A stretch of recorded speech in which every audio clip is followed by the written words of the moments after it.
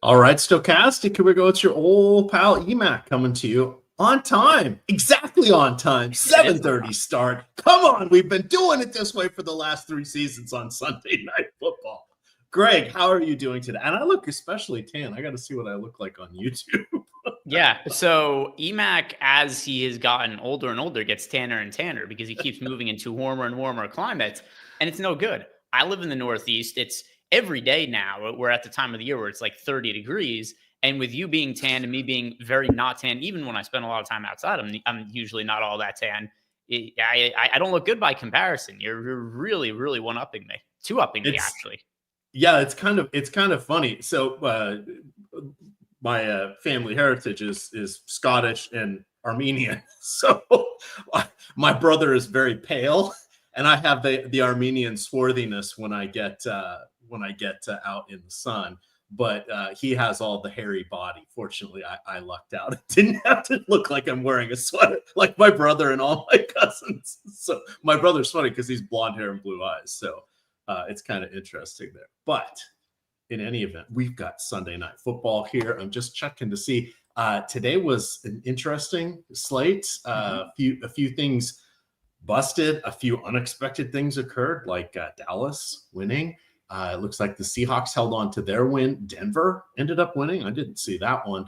And then Green Bay just handled San Francisco. I mean, it was like they barely got the ball at all. San Francisco, that is. I mean, just 11 carries for Christian McCaffrey, 4 targets. No bueno. No bueno. I had him in most of my main lineup on each of the 3 sites. But we've got Sunday Night Football to get right, Greg. Do you have any takeaways as we collect a few more viewers and before we jump into this? It was a pretty good slate for me. I played a lot of Jalen Waddle, played a lot of the Dolphins offense, had a lot of Dolphins onslaught stacks. So no big hits or anything like that, but right around doubled my money, which I'm always happy with that for a GPP slate if I'm not going to be in, first or anything like that. Other takeaways, I'm sick and tired of this stupid defense scoring where you get teams, Texans give up 32 points to the Tennessee Titans, and that's a super high scoring defense. The Dallas, but kick return both ways. Get rid of this nonsense. Why do kick return touchdowns and punt return touchdowns count for defense fantasy points? Total nonsense. Then you get also the Dallas Cowboys because the Commanders have the worst special teams ever. The Dallas Cowboys defense gets a bunch of fantasy points. I mean, fuck out of here with that. I could do without the defense scoring. I'm tired of it. All right, there we go. We needed angry Greg. Now he's going to calm down. He's going to get everything taken care of. Sorry, one thing, because I see Don't Move to Texas in chat says they had 8 sacks and a touchdown. Cool. They suck today. There are. I go online. You look at like Texans Twitter, and they're saying, can we get our defensive coordinator fired? And then it's like the highest scoring defense in fantasy. But yeah, I mean, it was the defense was terrible today. I get that they scored fantasy points, but the defense was awful. You can't give up 32 real life points to an offense led by Will Levis and be like, oh, that was a good defense today. They had a great defensive performance. No, maybe he's a late bloomer. He put it all together. Yeah, possibly. No? Or maybe he just went up against a really shitty defense today. I saw, who is it? Westbrook-Ikhine got another touchdown. What's that, like 6 of his last 7 games or something crazy like that? Yeah, and on what was it, the first or second drive of the game? Yeah, Aton was all over that one for an anytime touchdown. My anytime touchdown wagers in Florida are horrid. Horrid. Like it was. I'm trying to think of a good one. Like a lot of mine were minus money, even though the ones Lofty posted were like plus 130 to plus 165. Most of mine were even or negative numbers. It's just like, why would I even bet that? I was trying to look at parlaying them, 2 of them together, and it was I could put Achane with like Nico Collins and get 3x my money. And I'm like, wait, they both have to score and only get 3x my money. I'm not doing this one. But in any event, we're going to have some fun here. A couple key things that we need to note. No Devonta Smith. He is out with the hamstring issue. And then Britton Covey looks to be available He was brought in off of the injured reserve. He was hurt in week 2 or week 3. He was eligible to come off, and he has been practicing. He is your $200 minimum salary baller over there on DraftKings. We saw him, what was that, week 2, I think it was, where there was rumors that he might actually start. He was taking reps on Monday Night Football with the first team. Yep. When Brown was out. I don't think he actually started, but he did. He had a really big game. He was in. He had 6 catches. There was 2 instances in back-to-back weeks. The Britton Covey week, or it might have been 2 weeks separated, but the Britton Covey week, he was either the min price or like $1,600 or something like that. And we heard rumors on Twitter that he was going to be starting, and that came out like 13 minutes before the slate started. He ended up being, I think it was 7% in the million. All of the top lineups had Britton Covey. He had a really, really big game. The one that you are thinking of is there was a Sunday Night Football game, and there was Frank Gore Jr. There was a rumor that he was going to be the backup running back with what was that scenario? Oh, it was James Cook was out for the Bills. And the rumor was that Frank Gore was going to be the backup running back, and he ended up never touching the field. So it was one where the Britton Covey one, the rumors ended up being the case, and he was in the winning lineup. And then the Frank Gore one, the same rumors didn't pay off, and he literally didn't play a single snap. I don't think he played a snap that game. All right. Well, per Pro Football Reference, Covey didn't actually start technically because he doesn't have the little asterisks in the game. He did start that game though. I'm going by the facts. So you say you saw something. I'm fired up here today, EMac. He started that game. He was great for DFS. All right. Allegedly. Alternative facts. Our sources say. Rumors. Yeah, sources say, as heard on the street. All righty, let's get into the fun here. Actually, it's a decent game, depending on your side of choice, between a 48 and a 49 implied point total here. You've got the Rams favored by 2.5 or 3. Wait, hold on. I'm sorry, the Philadelphia is favored by 2.5 or 3, depending on which site you are looking on. So you guys have, it's about a field goal difference here. So field goals are going to be important. We'll talk about that when we get to kickers. But starting off, we have Jalen Hurts here, Greg. He has been absolutely phenomenal this season on rushing touchdowns. He has 11 rushing touchdowns. Last year, he had 15. So the brotherly shove has been doing its work, even without Jason Kelce. That's very, very important. And then even better, the Rams have allowed multiple touchdown games to 6 of the last 10 quarterbacks they have faced this season. You have and then the overtime game with Seattle obviously is buoying this a little bit when Geno Smith had 3 touchdowns and 363 yards, but they're averaging almost 280 yards per game over the last 4. So this looks like a decent spot to play Jalen Hurts here. Now we're going to have a consolidated passing tree a little bit here because it's kind of A.J. Brown, Dallas Goedert, and then not much. But that's the fun with DFS. Take us through your thoughts on the Philadelphia passing game, and then we'll talk about Saquon Barkley. Yeah, so the passing game is, let's see. All right, yeah. So starting with the passing game, as far as Jalen Hurts is concerned, I've really liked Jalen Hurts as a flex option. Kind of surprised that I'm not getting to him a ton in the captain spot. I only have 3% of him. Typically, when I'm building out my showdown lineups, running everything through the Sims, I usually see this pattern, EMac. The pattern is that rushing quarterbacks usually show up in my lineups a lot as captain options. The quarterbacks that don't have rushing upside, that are more dependent on throwing the football and getting 300-yard bonuses, those guys don't show up in the captain spot very often. So my blind assumption was going to be I'm going to get to a lot of Jalen Hurts as a captain. Not the case. I only got to 3% when I ran everything through the Sims.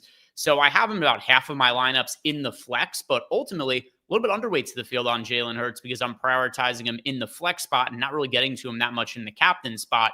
Some of his pass catchers, however, do show up a good amount in my lineups. I think one of the reasons also that I'm not getting as much of Jalen Hurts in the captain spot is because of the amount of AJ Brown that I'm getting in the captain spot, and that's because of the absence of Devonta Smith. So that's the way that I'm getting more of my upside exposure to the Eagles passing game. It's with AJ Brown, who I'm massively overweight to in the captain spot, and less of Jalen Hurts. All right. That was Mama Mac was just calling me because, that's a tradition unlike any other because, of course, we call during, much like Scuba texts you during shows. My mom calls me Sundays during shows. I've only been doing this for 14 years, Mom, but here we go. And you know what she'll want to do? She'll want to tell me she saw the Seahawks win. It's like, what? There's a Monday or Sunday night game. Here you are calling me. But that's okay. She's right, though. They did win. They did win. They did. Yeah, so she'll want to talk about that. So good times ahead, reliving that. So I totally agree with you on the Jalen Hurts. I actually ended up maneuvering to put him in my cash game lineups as my multiplier on DraftKings. So there's 10 EMac $1 head-to-heads out there. I just put 10 more because somebody scooped up all my other ones. So enjoy those. Username EMac. It's just $1, but pride is priceless. So I am using Britton Covey. The lineup sort of built itself, in my opinion, today on DraftKings if you're using Hurts and Covey. So it's kind of a prove it game. Doesn't mean it's going to work or not. But if you guys are using that lineup, you'll probably dupe me. And then we'll just get our money back. So where's the fun in that? So the interesting thing here is we'll pivot to the running game, and then we'll talk about the dearth of pass catching options. So Saquon Barkley leading the league in scrimmage yards, leading the league in rushing, leading the league in touches. Just a crazy workload. I believe he has been tackled inside the 2-yard line 11 times this season. And I think he may have, I can't remember if the article said 1 or 0 rushing touchdowns because they either ended up being a pass or the brotherly shove / push tush. So he has, in his last 8 games, 4, and this is half PPR, 4 of 28 or more fantasy points, 2 of single digits. That's crazy outcomes here. He's battling with Hurts for all of the red zone love. How do you feel about Barkley? Because he's shown slate-breaking upside here and also disappeared in a big way twice. Yeah, so relative to Jalen Hurts, we were talking about before, if you're building a bunch of lineups, you're just inevitably going to have lineups that have Jalen Hurts and Saquon Barkley both in them. And for a showdown slate, you can't say that you don't want that combination at all. But if I was hand building one lineup right now, I would make a decision of whether I wanted Jalen Hurts or Saquon Barkley in it. They're so negatively correlated because of how much the upside of Jalen Hurts. It's dependent on him getting those 1-yard touchdown runs where they're doing the tush push when they're right up against the goal line. And obviously, every single time that happens, it takes a touchdown or potential touchdown off the board from Saquon Barkley. So for a 1-game slate, yeah, it's inevitable, especially playing a bunch of lineups. They're 2 of the top fantasy producers in the game. Actually, I think, let's see if I check our projected fantasy points. We have Jalen Hurts projected for the most fantasy points in the game, Saquon Barkley for the second most fantasy points in the game. But if I had control over building one individually hand-built lineup, I wouldn't be playing them together. Ideally, because of the negative correlation, you would avoid them together if possible. No, I'm sorry. I missed the first part. Did you do anything to limit some of the pairing of them in your Sims, or did you just allow the Sims to take care of that? Yeah, the Sims will take care of it when it's doing the gameplay, play-by-play simulation. So there's going to be situations where both of them have big games, but still, if I was hand building a lineup or two, I would probably have one Hurts lineup, one Barkley lineup. I wouldn't play them together. Okay, that makes sense. I just wanted to make sure because I figured somebody would be asking about that. All right, 35 minutes here until lock. So going to the pass catchers without Smith, that it really thins things down. So we've got AJ Brown. I think this is just the first or second game he's played without Devonta Smith since he's been with the Eagles. But the Rams have allowed 5 different wide receivers to top 100 yards this season. They've also allowed 13 receiving touchdowns to receivers. I think they've allowed 18 overall, but 13 have gone to receivers. So this is an amazing spot here for A.J. Brown. So everybody is going to be liking that. The Stokastic projections, at least when I took this, had Brown for 8.7 targets, 6 receptions, 90 yards, and a 60% chance of a touchdown. Goddard was second with 5.5 targets. And then next, Jahan Dotson, 2.3. That's a huge drop off. Barkley was in there as well between those. But that is just, it's a crazy drop off here. Goddard is back in the mix. I almost feel like Grant Calcaterra is better than the likes, or a better fantasy option, at least, than the likes of Dotson, Johnny Wilson, Aeneas Smith, etc. And then, of course, we have Britton Covey here. What do you want to do with the pass catchers? Because it's not an A-B situation. It's an AJB situation. And then it's Goddard. And then, wow, we're trying to find a needle in a stack of needles. Needle in a haystack, not needle in a stack. Because you're trying to identify something that's similar to everything. Right? Okay. All right. I've just never heard anybody say it that way before. I need to call on Team Eric. That would be Eric Lindquist, who just put some interesting information. He said in that game in week 2, the Eagles started out with a 2 wide receiver set. So technically, Covey didn't actually start with the first snap. This is fair. Go Team Eric. This is fair. Go Team Eric. Read how you feeling about the pass catchers here, Greg? I think you should read the rest of the sentence, though. How are you feeling about the pass catchers? The rest of the sentence. The follow-up. Technically, EMac is right, but he's also technically being old and crazy. So we got both sides of it. What? I hadn't scrolled quite all the way down. Sorry, what was the question again, EMac? Eagles pass catchers. Is there anybody worth a darn outside of A.J. Brown or Dallas Goedert? Sure. So overall, A.J. Brown is the player that I'm getting the most exposure to on the entire slate, especially in the captain spot. I love his upside today with Devonta Smith out. You know, there's always a chance that Philly just puts extra attention to him on defense, and maybe that could be problematic. But in general, I like to look at the potential uptick in usage, a potential uptick in just how many looks did he be getting overall in the absence of another star wide receiver. So A.J. Brown, love him today. I think he looks really good. And there's also a trickle-down effect. There's other guys, too, that are going to get more passing game work as a result of Smith being out. You mentioned Britton Covey.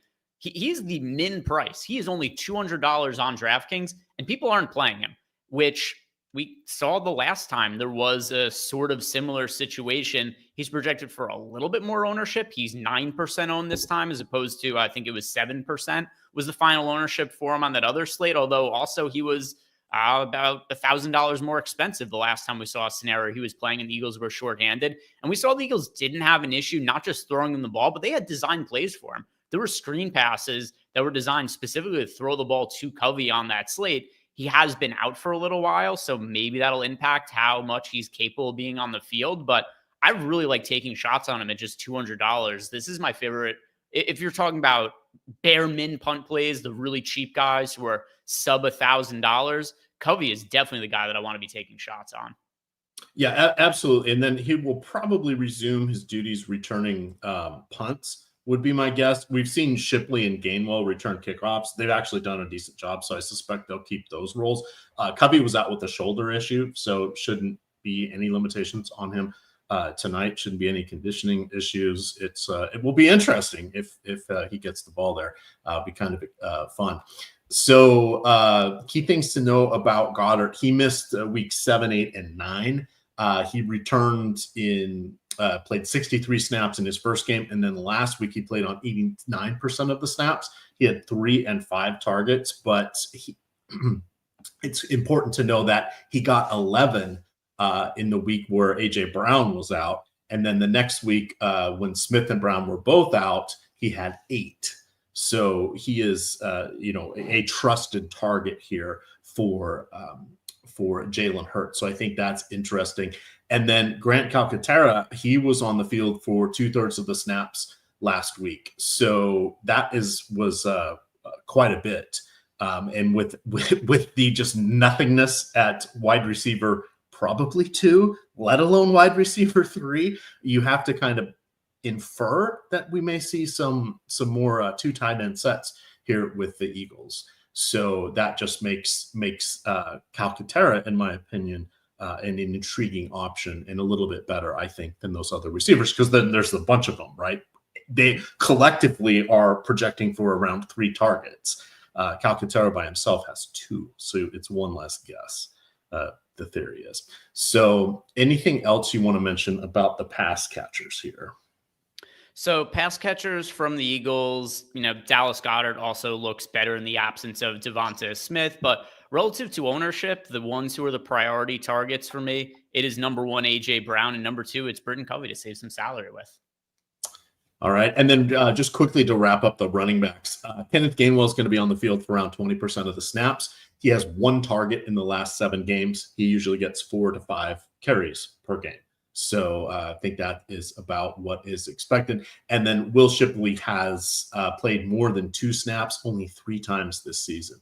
So he needs either A, something to happen to Gainwell, or more likely Barkley, before he's even going to sniff the field, or a lopsided affair, which we'll have to see how that plays out. Turning our attention here to the Los Angeles Rams, you have Matt Stafford, who's having a solid season except for the touchdowns. They really haven't been there. He has 13 touchdowns. That ranks him 12th heading into today. So 1, that shows you how few touchdowns there have been this season. And 2, that is half of what the league leaders like Joe Burrow have. So the touchdowns just really haven't been there. But the passing yards, he's 6th overall with about 256 passing yards per game. He has thrown for 260 or more yards in 5 of his last 6 games. And then in his last 4 games, he has 10 of his 13 touchdowns. So including 2 games of 4 touchdowns. So even though he only has 13 passing touchdowns, twice he has a 4 touchdown game. That's pretty crazy. Would you consider him for the multiplier slot tonight? I'm just checking to make sure they didn't show up for me. No. So whenever there are quarterbacks who are really dependent on big passing yardage totals, I tend to stay away from them in the captain spot for a couple of reasons. Number 1 is you really need massive passing games because of how much rushing upside could add to the table. So the ceiling games, they're much harder to find when a quarterback doesn't have rushing upside. But here's the other part of it as well, EMac, is if a quarterback goes out and throws for, let's say, 330 yards and 3 or 4 touchdowns, there's a pretty good chance that one of their wide receivers outscored them. So it's such an uphill climb for a QB to have a massive game when they're pass happy only and to land in the winning lineup in that multiplier spot, because you need a scenario where they have a big game and then their wide receivers don't. And a ceiling wide receiver game, it's going to score better than a ceiling quarterback game. Just the nature of how the scoring works, especially on DraftKings with the PPR bonus. So it's a little bit more acceptable on FanDuel, but still not the ideal scenario for me. So that's a no for me with Matt Stafford in the captain spot. All right. The other thing that is important to note about Stafford, even though he only has those 13 passing touchdowns, he has been very good in the last 4 games. That coincides with the return of Puka Nacua and Cooper Kupp. So that has dramatically changed the offense here for Los Angeles. The other guy that's kind of interesting is Demarcus Robinson. Now, we don't need, with Britton Covey hanging around out there, we don't have that need for that salary saver. But Robinson is going to be on the field probably 75% of the time. And over the last, since in the 4 games that Cooper Kupp and Puka Nacua have been back, he saw 3, 9, 5, and 4 targets. So I think that's a pretty good option there. Tutu Atwell is averaging about 12 snaps per game and about 2 targets in that 4-game stretch. And then injuries have pushed Jordan Whittington and Tyler Johnson, or it's allowed Tyler Johnson to kind of move ahead of Whittington, but because these other guys are back, they're kind of afterthoughts as well. And then Xavier Smith, I didn't look to see if he might be inactive.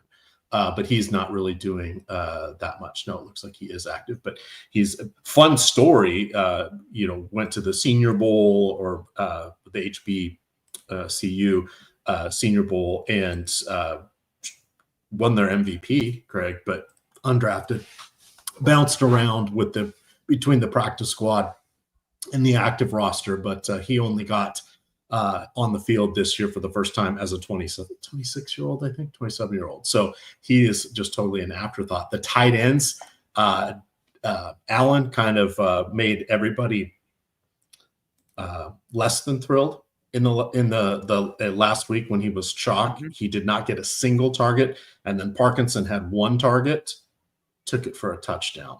Yeah. But this position is just kind of like, so we really have the two pass catchers. Let's put Demarcus Robinson in there, getting the targets, and we know just one long pass can make him absolutely a viable option here. Anything else you want to add for the receivers here? Yeah, so talking about somebody like Davis Allen, because you brought him up, he was, the second most popular tight end play last week off the top of my head. And yeah, he sucked. And one of the main reasons that he was no good is because Matt Stafford threw the ball to Puka Nacua and Cooper Kupp a whole bunch of times. And I think maybe we looked at too small of sample size with Davis Allen and just thought, oh, this is going to be somebody who's really involved in the Rams offense.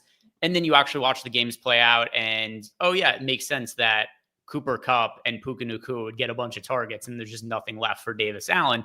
So it's a one-game slate. He's really cheap. If you had him in a lineup, I wouldn't say you have to take him out or anything, but I don't have very much exposure to him. And I'd rather get to Britton Covey, for example, as a punt for $1,400 less expensive.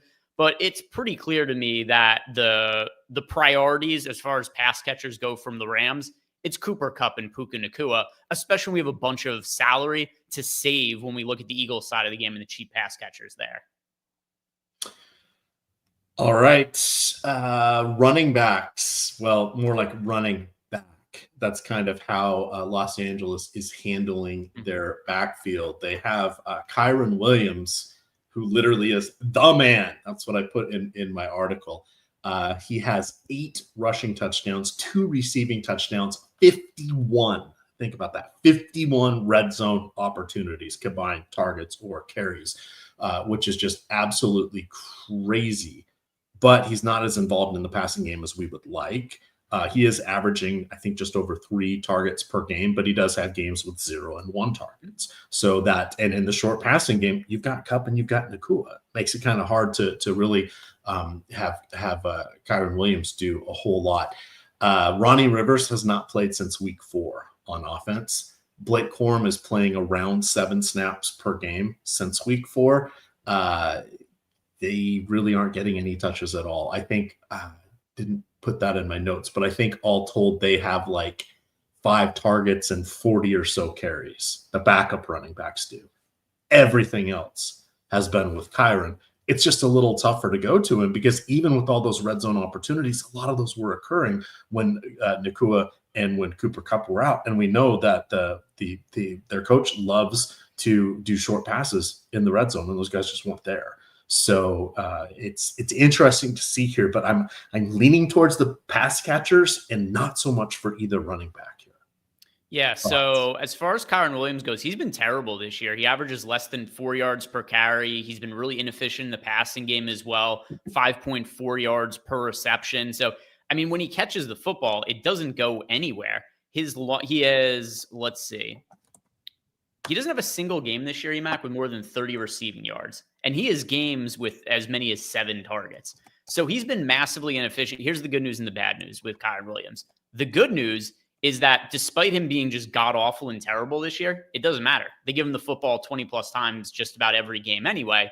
The bad side is that, well, he hasn't been very good. So that's an obvious negative. But there's a clear floor to Kyren Williams just because it's hard to have just an outright bad fantasy game when you're going to be counted on for 20-plus touches, of course, unless he was to get injured or something like that. But that aside, I agree with what you had said before. I prefer spending up for the pass catchers from the Rams. I prefer spending up for A.J. Brown. I prefer spending up for the quarterbacks. So Kyren Williams is pretty low as far as a priority for me, for somebody that I want to be spending up for. And then as far as him in the captain spot, similar sort of idea. If I'm going to play one of the running backs in the captain spot, I prefer it to be Saquon Barkley. And then also, if I'm looking for somebody at a similar price point, I much prefer AJ Brown in the captain spot to Kyron Williams. All right. Before we get to the special teams, let's talk about Underdog. As you guys can see in the banner up over here. There we go. Right over there. There you go. 50% deposit match up to $250 with your first deposit if you are coming in through the link in the YouTube description below us here. So put in 500, they give you $250 in a deposit bonus. Put in 100, they give you 50. Put in 1,000, they're going to give you $250 because it's capped at $250 for the deposit match. But wait, there is more. If you come in through our links here, and I'm going to drop this into the YouTube chat, but we've got the link join promo. If you go to this link and join any of these sites, 11 of them here, if you have not yet made deposits or created accounts on those sites, you can do so. And if you're coming in through our links here and following the instructions on that landing page I just dropped there into chat, you will get 1 month of Sims for any sport. Pick your sport for each site that you sign up with. Now, you've got to do a couple steps. One, you've got to give us a screenshot of your welcome email and also a screenshot of your first settled wager or pick'em card. And once you've done that, you submit that to support@stokastic.com, and they will get you squared away for 1 month of whatever sport you would like for the Sims. And you can stack these. So if you sign up for 3 of them, you could do 3 months of basketball. You could do 3 months of NFL. You could do 2 in 1. It's not a bad way to go. This deal is not going to last forever. I promise you that, but it is a phenomenal deal. And I know that a lot of you probably haven't signed up for the Pick 6 if it's available in your state, or perhaps Rebet or some of those other ones there, so you can get in on the good stuff. But between that and Underdog, we're doing our best here to give you guys a little bit of an edge in the DFS world. All right.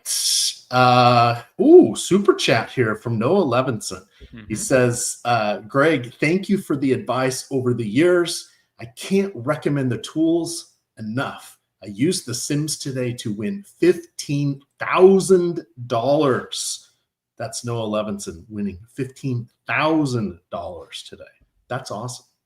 Yeah, shout out to Noah. I saw he tweeted at me as well. And a lot of the guys that Noah was on were definitely players that were popping up in the Sims for me as well, in particular Dolphin stack. So shout out to Noah. Good shit. Always love to see when you guys win. And make sure that when you do, tweet it at us so we know that you went and won. And then also play with the Stokastic avatar, because Noah's going to get a free sub out of this now. So no reason to not play with the Stokastic avatar, because if you just got a picture of, I don't know, your dog, your water bottle, maybe you're like Eric Lindquist, you got a picture of your dick as your profile picture. It's all well and nice for people to see those things, but you know what happens when you win with any of those pictures, your profile? Nothing at all. But when you win with the Stokastic avatar, you get some free stuff. We got rings that we give out if you have a really big win, but then also stuff like free subs. So play with the Stokastic avatar. All right. I just dropped this landing page for that into the YouTube chat as well. So check that out. The Stokastic avatar promotion with the Stokastic Hall of Fame. You'd think for how many times you made Eric blow up his dick that you would be proud of him to continue to show it as his avatar picture there. Yeah, you would think. I mean, I would think he'd be embarrassed to put that thing as his profile picture with the He'd be a little tattered. No, he doesn't care. A little worse for the wear. He doesn't care. Shout out to Chris Williams, also gifted out 5 YouTube memberships. Chris, always one of the biggest supporters of the channel. All righty. So special teams, then we'll answer some questions. 16 minutes until a lock here. Key things. Does Jake Elliott have the yips? I don't know, but he didn't do so well last time we saw him on prime time. Missed 2 kicks or 2 field goals and an extra point. Otherwise, he was the Pro Bowl kicker in 2021. He was the second team All-Pro last year. He kicks outdoors for the majority of his games. Hope he doesn't have the yips. Hopefully that was just one of those days. Then we've got the Eagles defense. The Stafford's only getting sacked 2.1 times per game. Philadelphia is getting 2.8 sacks per game. So kind of a neutral matchup on each side. Each team is giving and getting 1 turnover in that particular matchup. When you look at the Los Angeles kicker, you have Joshua Carley. He's going to be kicking in his 11th game this season. He was I think it was like a 6th round draft pick out of Stanford, 7th round draft pick, something like that. He has one miss in each of the field goal ranges, 20 to 29, 30 to 39, 40 to 49, and 50 plus. But those were his only misses, just one in each. So kind of interesting there. He's 19 of 21 on his PATs. So he is a pretty strong kicker there. I give him the slight home field advantage. And then when we get to the Eagles, they're allowing almost 3 sacks per game. That's quite a bit. And then the Rams, despite no Aaron Donald and some of those changing of their defensive personnel, they're still getting to almost 2.7, 2.8 sacks per game, which is pretty good. They're also top 10 in takeaways. And then the Eagles are just kind of average because they do end up running quite a bit with Saquon Barkley. Obviously, he's leading the league in carries and touches. And then, of course, Jalen Hurts as well. So kickers, slight thumbs up. Defenses, yeah. But as we saw today, randomness happens with those defenses. Anything you want to add, or shall we look and see if people have tagged you in Discord? There was one question from Discord. I did answer in Discord. We could read it off as well. It was from Einsteinium. As far as the kickers, I'm a little bit overweight to each of them. Jake Elliott, we've got projected for 23% ownership. I got 31% of them. And then where's Cardi? 22%. I have 26%. So slightly overweight to the kickers, but not any kind of like real crazy aggressive stance where that typically ends up being the case. But a couple showdown slates in a row. Same with Thursday Night Football. That one was a little bit more weather related where the kickers weren't showing up as much.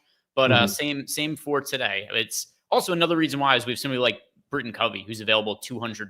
So there's viable value options today, more so than on a lot of these other slates. Kickers okay, but not a priority as they are for other slates. And then defenses, not of all that much interest to me today, EMac.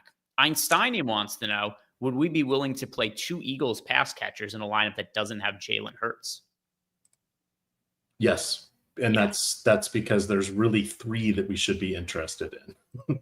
Goddard, Britton Covey for salary relief, though not really at $6,000 on FanDuel, and then AJ Brown, of course. So I would have no issues playing those guys. It's also not hard to envision a scenario where AJ Brown has 100 yards and a touchdown and he's in a winning lineup, and then say maybe Britton Covey, like these $200 guys. It's not all that hard. Oftentimes you see one of these guys is 1 catch for 18 yards. If a bunch of the high-priced guys go off, guess what? He's in the winning lineup. So there's a lot of different scenarios where these Eagles pass catchers could be in winning lineups that doesn't include Jalen Hurts in that lineup.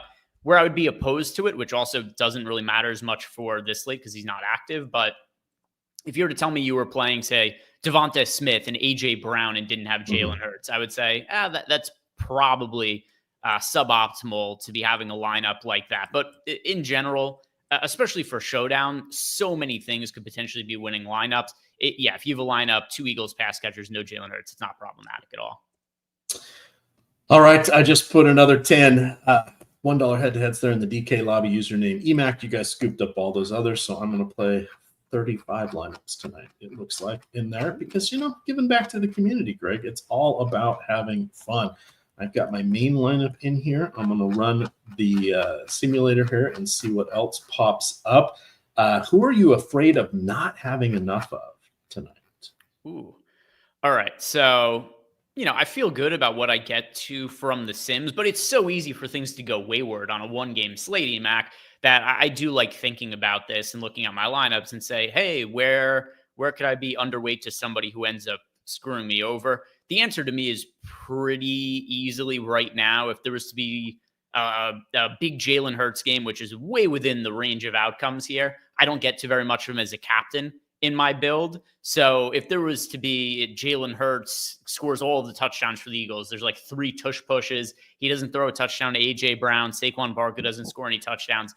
That would be problematic for my lineups.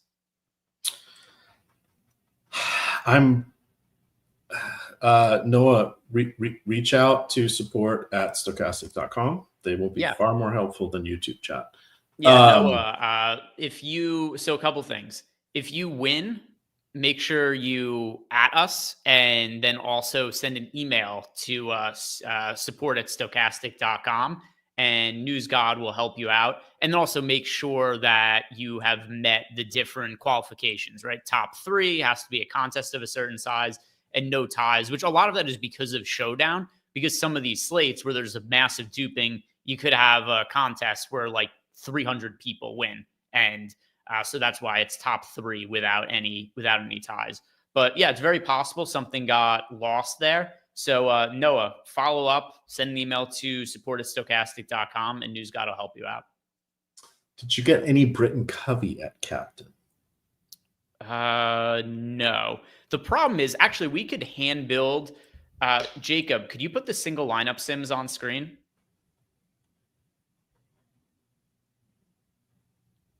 We could hand build a lineup with him. You're gonna see why. Okay, cool. Let me blow this up. Is that like the as much as I make fun of EMac for being old, my eyesight is absolute dog shit, and I can't see anything. So here, I'll show you the issue. If you put Covey into the captain spot, is the lineup just going to build itself, and then it will be the same as everybody? Pretty much. But you're also, I think you're sacrificing a lot of just potential upside overall in this lineup. So now you've got nearly 10K remaining in salary. Let's see. Go, Jacob, put Barkley, Hurts, AJ Brown in this lineup. Yeah, now you got 89.5. Just click on Cooper Kupp, because why not? All right, now you got 8,300. Can we not fit anybody more expensive than Goddard?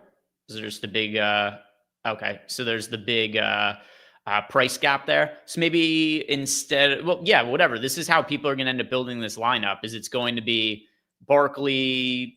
It's going to be a bunch of pay up options and probably like Dallas Goedert in the lineup. It's a couple of things. Number one, it's going to run the sim now. I assume this isn't going to sim out all this well, although I'm going to look like an idiot if it ends up having a really high sim ROI or something like that. It doesn't. There's a really big opportunity cost to having Covey in that multiplier spot. And then on top of it, it's really hard to not just play a bunch of studs with him. So to your point, EMac, you're going to build a lineup that even though he's really low owned in the captain spot, everybody that has Covey in the captain spot is going to be playing more or less the same lineup. All right. I am going to upload my lineups. Speaking of those lineups.